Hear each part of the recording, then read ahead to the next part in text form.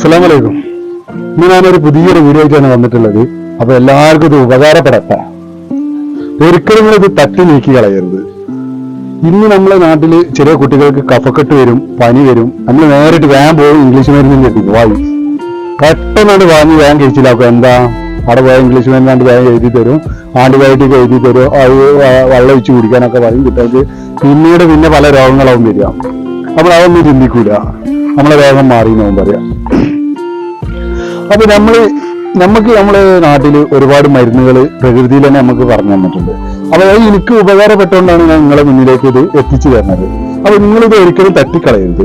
അപ്പൊ ഞാൻ നിങ്ങളെ മുന്നിലേക്ക് എത്തിച്ചു വരുമ്പോൾ നിങ്ങൾ വിചാരിക്കും ഞാനൊരു നാടൻ ഡോക്ടർ ആയിട്ടാണ്, അല്ല ഒരു ഇംഗ്ലീഷ് മരുന്നിന്റെ ഇതായിട്ടാണോ മനസ്സിൽ വിചാരിച്ചിട്ട് നിങ്ങൾ ഒരിക്കലും വിചാരിക്കരുത്. എനിക്കിത് ഉപകാരപ്പെട്ടുകൊണ്ടാണ് ഞങ്ങളെ മുന്നിലേക്ക് ഇത് എത്തിച്ചു തരുന്നത്. അപ്പൊ ഒരിക്കലും നിങ്ങൾ ഇത് തട്ടിക്കളയരുത്. അപ്പൊ ഈ വീഡിയോ മുഴുവനായിട്ട് നിങ്ങൾ കാണുക. എല്ലാവർക്കും ഇത് ഉപകാരപ്പെടട്ടെ. ഞാൻ റബ്ബിനോട് പ്രാർത്ഥിക്കുന്നുണ്ട് എല്ലാ മക്കളെ അസുഖങ്ങളും ശിഫയാക്കി കൊടുക്കട്ടെ. അപ്പൊ ഞാൻ എന്താ പറയാൻ കാരണം എന്ന് വെച്ചാല് ഒരു മരുന്ന് പരിചയപ്പെടുത്തി തരാം. ഇത് പനിക്കൂർക്ക എന്ന് പറഞ്ഞിട്ടൊരു സാധനമാണ്. ഇതാ കണ്ടില്ല നിങ്ങള്, പനിക്കൂർക്ക, ഇത് തുളസി. ഈ രണ്ട് സാധനം നമുക്ക് ചെറിയ കുട്ടികൾക്ക് പനി വരുമ്പോൾ, കഫക്കെട്ട് വരുമ്പോൾ നമുക്ക് ഇതിനൊരു 2-3 ഇല എടുത്തിട്ട് നല്ല ചൊരഞ്ഞിട്ട് ഇതിന് നീരെടുക്കുക. പച്ച നീരെടുത്തിട്ട് നമ്മൾ അതിലൊരു ടീസ്പൂൺ, ചില കുട്ടികൾക്ക് കുടിക്കാനൊരു ചെറിയ മടി ഉണ്ടാവും, ഒരു ടീസ്പൂണ് തേൻ ഒഴിച്ചു കൊടുക്കുക. തേൻ ഒഴിച്ചു കൊടുത്തിട്ട് ഓരോ കുട്ടികൾക്ക് കൊടുക്കുക. അതൊരു 6-7 മാസമായ കുട്ടികൾക്കൊക്കെ നമ്മൾ ഓരോ പിള്ളേരിൽ ഓരോ 2 തുള്ളിയൊക്കെ ആക്കിയിട്ട് കൊടുക്കാൻ പാടുള്ളൂ. ഒരു 3 നേരം വെച്ച് 2 തുള്ളി കൊടുക്കുക. എല്ലാം ഒരു വയസ്സ് മുതൽ കുട്ടികൾക്കൊക്കെ ഓരോ ടീസ്പൂൺ തന്നെ നമുക്ക് കൊടുക്കാം. ഒരു 3 ദിവസത്തിനുള്ളിൽ നിങ്ങൾക്ക് ഈ അസുഖങ്ങളും കുട്ടികളെ കഫക്കെട്ടും പനിയും മാറും. ഒരിക്കലും നിങ്ങൾ കഫക്കെട്ടും പനിയും വരുമ്പോൾ നേരിട്ട് വേഗം പായരുത്. നിങ്ങൾ ഇംഗ്ലീഷ് മരുന്നിന് കൊടുക്കാം. ഒരു 3 ദിവസത്തിനുള്ളിൽ നിങ്ങൾക്ക് ഈ അസുഖങ്ങളും കുട്ടികളെ കഫക്കെട്ടും പനിയും മാറും.